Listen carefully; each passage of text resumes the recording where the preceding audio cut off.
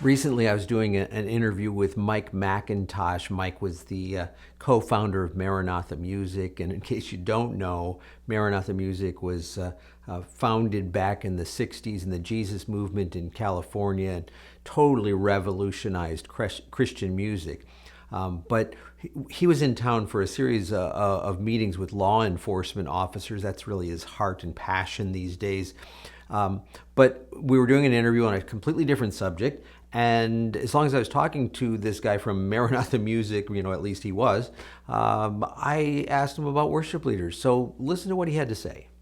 There isn't anything God can't do with someone that wants to be used. And worship is not just the music, it's heart and attitude.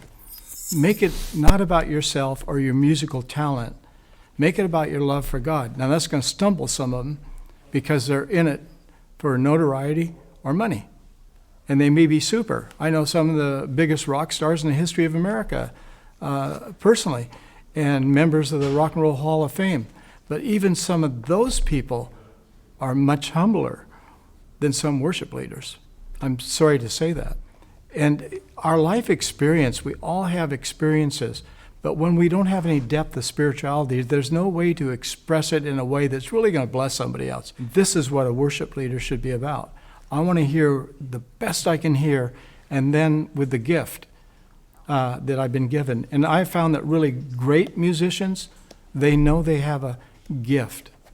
I think of some of the best guitarists in music that have been around a long time. George Harrison, in fact, though he was more of a Hindu, but he knew that he was given a gift when he met Ravi Shankar, because he was listening to him play the sitar, and he said, I could never do that. And he said, Ravi said, George, I could never do what you do on that instrument, but I'll teach you this. Could you teach me a little country music that you like to do, or a little Beatle music? And people that are gifted, and they know it's a gift, they're not proud people.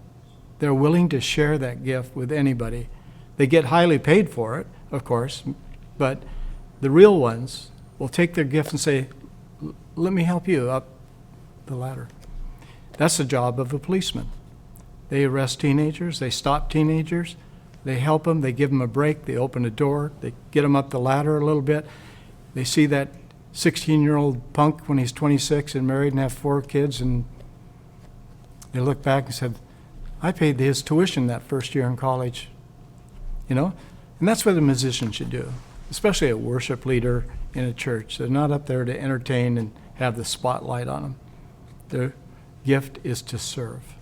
Okay, I'll admit he does seem a little down on today's generation of worship leaders, but at the same time, I think he makes a great point that our job really is to serve, to help others worship, to help others to come into their calling. That's the gift of leadership. God put leadership in the church to equip the saints for the work of the ministry, according to Ephesians 4. So I want to stress that with you, that our job is to help others and to serve. And I want you to consider, what does that mean for you in your situation? What does it mean practically for you in your situation right now where you're at? Brought to you by MyWorshipLeadingCoach.com. Helping you to be more fully equipped as a worship leader.